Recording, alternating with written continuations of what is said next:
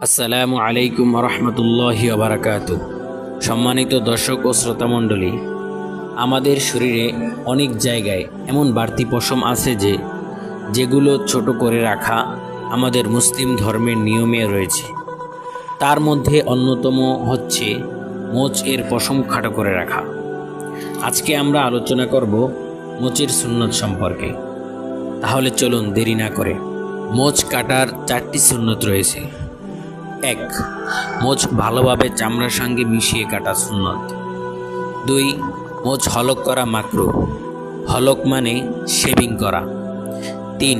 মোচ এমনভাবে ছোট করে রাখা যাতে উপরের ঠোঁটের লাল অংশ বের হয়ে দেখা যায়, এমনটি করা সুন্নত।